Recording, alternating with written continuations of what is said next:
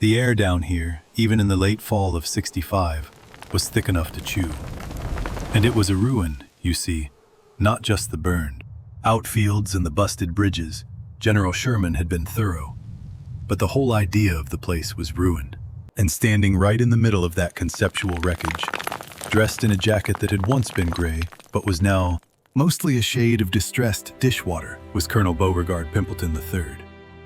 I watched him from across the road, wiping the smokehouse glaze off my counter. And my name is Moses, and I used to be the head cook at Pimpleton Hall. Now I own Moses Rib Shack and legal advice, and business was thankfully booming. People needed reliable food, and they definitely needed reliable advice, especially when dealing with the U.S. Treasury. The Colonel, bless his heart, didn't need advice. He needed a miracle, an entirely new brain, and maybe a time machine set to 1859 Pimpleton Hall. Was a skeleton of its former self, the war. The death of the institution that funded his lineage, namely me and mine. And the Colonel's profound inability to distinguish a balance sheet from a bedtime story had left him with three things: a dilapidated Greek revival mansion, a mule named Pickett, and about 100 bales of cotton stacked precariously. In a mildewing carriage house, that cotton was his life raft. It represented in the Colonel's mind the rebirth of the South, the restoration of the Pimpleton name, and enough capital to buy back the antique silver Mrs. Pimpleton had pawned. To feed Pickett in reality, it was just a target. "Moses, you observe the landscape," the Colonel bellowed, gesturing dramatically across his scorched acres. With a cane he didn't strictly need, I poured molasses sauce over a rack of ribs. "Yes, sir, Colonel. It looks autumnal. Autumnal. It is Dantesque, sir. A testament to Yankee savagery and the collapse of civilization. The air itself smells of defeat. I think that's just the burning fat from my smoker, Colonel. People like that smell now. It means profit." The Colonel frowned, adjusting his frayed cravat, which, despite the surrounding devastation, remained spotless. He didn't understand profit unless it came from an unpaid workforce. His sole professional skill, as I had observed over 4 decades, was ordering people around and then taking a long nap. His current crisis was the result of a subtle but devastating piece of federal bureaucracy, described in the source material I now had to contend with. President Johnson's general amnesty had a pointed exception for anyone with property worth more than $20,000. Pimpleton Hall, though ruined, still technically retained the value of its land and its remaining property, the cotton. This meant the Colonel wasn't pardoned. He was a specific target for humiliation and extortion. And today, the extortion had arrived. The sound was what got my attention first. The aggressive churn of wagon wheels battling the mud, followed by a loud, dismissive, hawking cough. 3 figures emerged from a black utilitarian carriage, a stark contrast to the Colonel. Preferred mode of travel, a litter carried by people until about April. The trio were U.S. Treasury agents, and they looked exactly like the type of men who enjoyed seizing things. Leading them was Mr. Silas Putter, a man whose entire demeanor suggested he was chewing on a bad cigar, even when he wasn't. He was tall, dressed in a sharp, dark suit that smelled suspiciously of northern industrial wealth, and he carried a briefcase that seemed to sigh under the weight of federal power. Beside him walked Mr. Thaddeus Grout, a block of a man whose primary function appeared to be holding a clipboard. And looking aggressively non-committal, bringing up the rear, was Miss Beatrice Snopes. She wore practical leather boots and a stern expression. She wasn't carrying a clipboard. She was carrying a set of heavy, brass measuring calipers. Miss Snopes, I quickly deduced, was the one who knew how to count the Colonel upon seeing the wagon instantly stiffened into a parade ground pose, puffing out his chest. "They are here, Moses, the hounds of Reconstruction. I shall meet them with the dignity reserved for the noble defeated." "Yes, Colonel," I muttered, flipping a pork shoulder. "Don't forget the part where you beg the agent stopped 10 feet short of the crumbling front porch of Pimpleton Hall." Putter took a long, wet pull from his cigar, and let the smoke curl upward, polluting the pristine southern air the colonel was always talking about. Colonel Beauregard Pimpleton III. I am he, sir, late of the Provisional Army of the Confederate States, and still I must stress this point, a gentleman of impeccable standing, though currently enduring temporary fiscal inconvenience. Putter consulted a sheaf of documents. Right. The government designates you as an unreconciled principal with assets of significant taxable value exceeding the statutory minimum for general amnesty. The colonel blinked. I beg your pardon? Are you referring to my cotton? We are referring, Colonel, to the 100 bales of abandoned property listed on this manifest, which the federal government is authorized to seize as war reparations under the statutes of 1862 and 1865. A visible pallor spread across the colonel's face, which normally retained a healthy whiskey-induced flush. Seize? Sir, this is an outrage. That cotton is the lifeblood of Pimpleton Hall. It is destined for Liverpool. It is the very essence of the South's agrarian industry. Miss Snopes snorted a small professional sound that suggested she heard this exact speech. 15 times a week, Putter gave a casual wave of the cigar. Don't fret, Colonel. We have options. Consider us facilitators. If you can provide adequate legal proof of loyalty to the United States, say, a sworn oath administered and notarized, you can retain control of the property, failing that we are authorized to purchase the stock outright. Purchase? The colonel repeated, hope flickering wildly in his eyes. For 10 cents on the dollar. Putter clarified smoothly. A generous rate, considering the commodity status is currently designated potentially contraband. We expedite the sale. You receive immediate cash, and there are, shall we say, no hard feelings regarding that loyalty oath business. This was the collision the colonel's antiquated sense of honor versus the cold, brutal logic of the northern market, and the federal government's desire for quick cash. The 100 bales, which he valued at $15,000, would net him $1,000.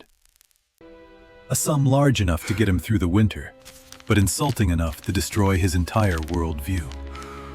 10 cents? Sir, the colonel's voice cracked. Sir, you mock me. This is prime long staple upland. It is worth double that just as kindling. Market rate. Colonel Miss Snopes interjected, her voice sharp and devoid of sympathy. And frankly, given the poor storage, conditions damp evidence of weevils, likely rodent activity.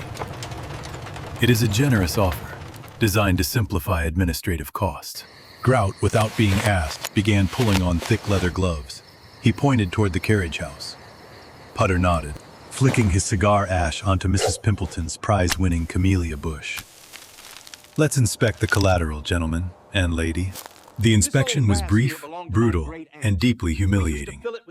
For the colonel, he attempted to guide them, offering anecdotes about the quality of the cottonseed, a legacy handed down from his grandfather, who, as the colonel put it, knew how to handle the labor.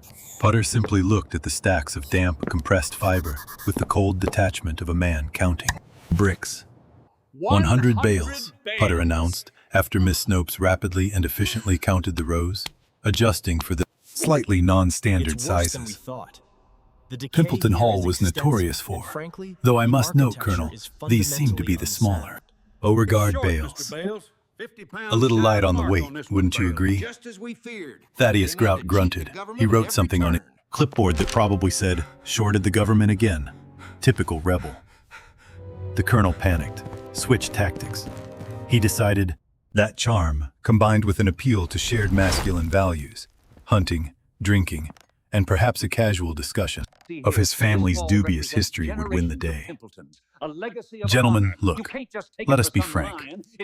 The colonel began trying to adopt a conspiratorial tone that only made him sound like a frightened child. We are all men of consequence here, are we not? Men who appreciate the finer points of life. Putter stopped counting. We appreciate tax revenue, Colonel. Indeed. But surely we can reach an understanding that transcends mere ledger entries. I was, after all, simply following my state's wishes. A temporary lapse to Putter, his voice dropping to a theatrical whisper. These facilitation I fees must be understand the handled need for, discreetly if we are shall to we proceed. say, Utmost facilitation secrecy is fees. paramount. A gentleman must always be compensated for his discretion. $200 by sundown, Putter's eyes or the narrowed whole slightly, town hears your but his confession. cynical expression They may have didn't taken our change. fortunes, You are they may have suggesting shattered collusion, our Colonel? windows, but they shall I am never suggesting take our Pimpleton dignity. said We grandly shall that I rise may have again, I overlooked assure you. 3%. a generous Not a percentage penny of the less, sale mister. price, That's highway perhaps robbery. 20, The books won't perhaps balance. 30%, Then I suggest you find to another ensure way. that this unfortunate 3%. matter Putter, of my the loyalty oath charm disappears. shall use bear Putter on smiled a wide, loyalty oath. unpleasant stretch of his mouth that revealed nicotine-stained teeth. A small That is an token of entirely my earnestness. unorthodox, yet Pimpleton potentially Hall is fruitful all I have proposition. left. Your request Colonel is noted. Pimpleton, you are Taxes offering a are still due bribe to tomorrow. 3 federal officers. I am offering an honorarium. Pimpleton sputtered, a token of Southern hospitality.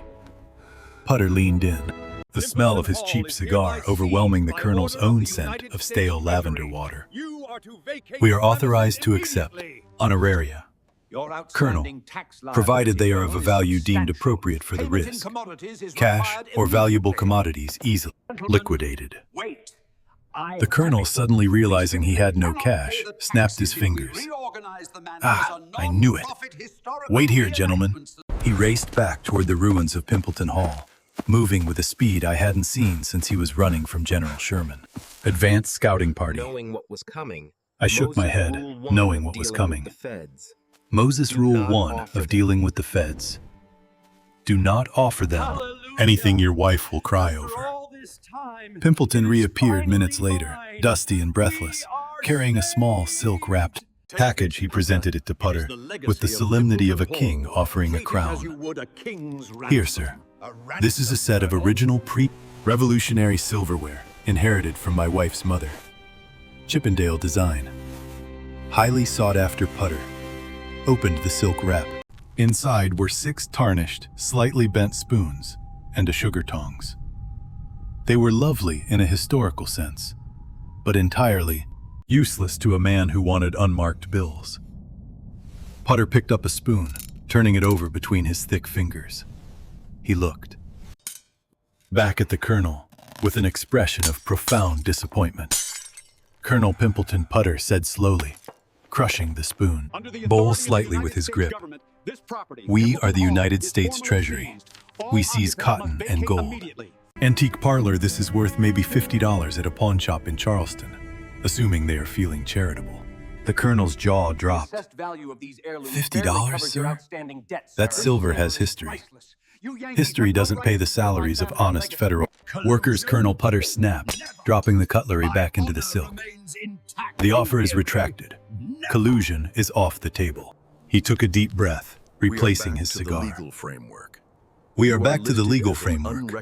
You are listed as an unreconciled principal. We seize the cotton as reparations, or you present us with a sworn, verifiable oath of loyalty to the United States government within the next 48 hours. The Colonel stared at the silver, then at Putter, his face cycling through anger, despair, and finally, a deep, theatrical sense of injustice. Loyalty to the very government that has stripped my state, bare burned my crops, and destroyed my life's work. I would sooner march to Hades. Miss Snopes sighed impatiently. Then we seize the cotton, Colonel. It is that simple. It is not simple, Pimpleton cried, throwing his hands up in a gesture of utter defeat.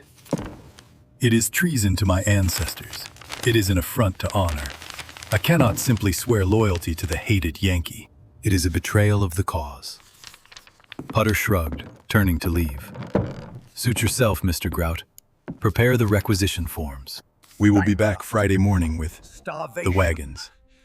This was the Colonel's breaking point, the reality of starvation, and the humiliation of seeing his final asset loaded onto a Union wagon finally overcame his inherited melodramatic sense of dignity. Wait, I say. Pimpleton scrambled forward, grabbing Putter's expensive sleeve. The oath. Hypothetically, if I were to produce this wretched oath, what would it require? Putter paused, looking down at the Colonel with supreme arrogance.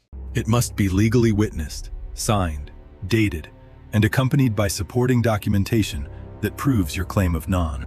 Disloyalty, preferably a document created before the surrender at Appomattox. We are interested in verifiable commitment. Colonel, not last-minute cowardice. He plucked his sleeve from the colonel's grasp. Negotiation is over. 48 hours. Friday morning. No cotton, no deal. Have a pleasant evening, Colonel Pimpleton. The three agents climbed back into their wagon as they pulled away. Miss Snopes turned back and called out loud enough for me to hear from my roadside shack. And make sure the signature doesn't look like it was done in a panic, Colonel. The carriage rumbled off, leaving the colonel alone in the dust. He remained, standing there, shoulders slumped, contemplating the ruins of his plantation and the ruin of his financial strategy. I walked over to the edge of my lot, carrying a clean rag. Well, Colonel, I said softly, it seems like charm didn't cover the amortization fees. He turned to me, his eyes wide and unfocused. Moses, did you hear that, man?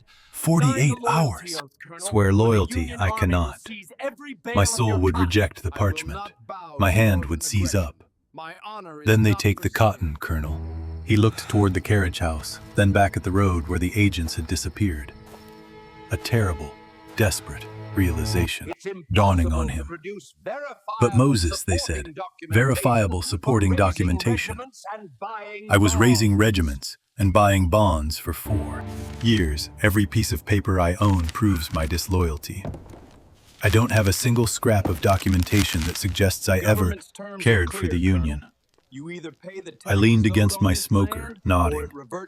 That's why they call it the trap, Colonel. The colonel straightened up, suddenly a manic glint replacing the despair in his eyes. He grabbed my arm, hard. Then we shall create it, Moses. We shall forge it. We shall create the most beautifully, meticulously false document of fealty Washington has ever seen. It must look official, Moses. It must look authentic. He released me and began pacing, talking rapidly to himself. But how? Ink paper. No, too simple. It needs flair. It needs that touch of undeniable Southern pizzazz. He stopped staring up at the darkening sky, an idea so ridiculous it could only have originated in the mind of Beauregard Pimpleton III, taking root. I know, he whispered, Mrs. Pimpleton's sewing kit. She has that terrible shiny paste she uses for the parlor wreaths. The Yankees said they wanted verifiable commitment. Well, by God, Moses, we shall give them commitment. And we shall give it. To them in glitter he took off, running toward the house. Pickett the mule, braying mournfully from the stable. I watched him, go inhaling the smell of hickory smoke, and profit. 48 hours of forged loyalty oath, created under duress and decorated with children's craft supplies, all to save a pile of damp, weevil-ridden cotton. That man, I sighed, adjusting the legal advice. Sign next to the rib shack menu is going to give himself an aneurysm before the Yankees even finish counting the spoons. I glanced across the road at the dark, imposing shell of Pimpleton Hall. The colonel might have lost the war, but he was just getting started with his truly impressive, dramatic financial collapse, and I, Moses, had a front row seat.